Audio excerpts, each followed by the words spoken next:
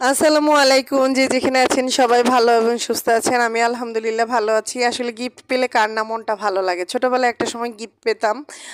বড় হওয়ার সাথে সাথে আসলে গিফটটা কমে গেছে, কিন্তু এখনো মাঝে মধ্যে গিফট পেলে ভালো লাগে। তো ভাইয়া, আমার বড় ভাইয়া আসলে ভাইয়ের ছেলেকে নিয়ে, আপনারা যারা আমার ব্লগ দেখেন হয়তো বা জানেন, আমার ভাইয়ের ছেলে অসুস্থ, তাকে নিয়ে আসলে ইন্ডিয়ায় গিয়েছিল 4 দিনের জন্য। তো 5 দিনের দিন চলে আসছে, খুব শর্ট টাইমে এসে গেছিলো ইন্ডিয়াতে। তা আমি বলছিলাম যে আমার জন্য আম, কিছু নিয়ে এসো। তো হঠাৎ করে দেখলাম যে একটা ঘড়ি নিয়ে আসছে আর একটা লোশন নিয়ে আসছে। তো সচরাচর আমি সিম্পলের এই ময়শ্চারাইজারটা সবসময় ব্যবহার করি। আর ঘড়িটা চমৎকার সুন্দর একটা ছিলেন, খুবই সুন্দর। কালারটা আমার এত ভালো লাগছে, তো আমি বলছি যে গোল্ডেন কালার আমি ব্যবহার করছি, আমি গোল্ডেন কালার নিব না, সিলভার কালারও আমার ব্যবহার করা হয়েছে একটা। তো এই জন্য এই কালারটা খুবই সুন্দর একটা কালার, আসলে মনটা একদম ভরে গেছে।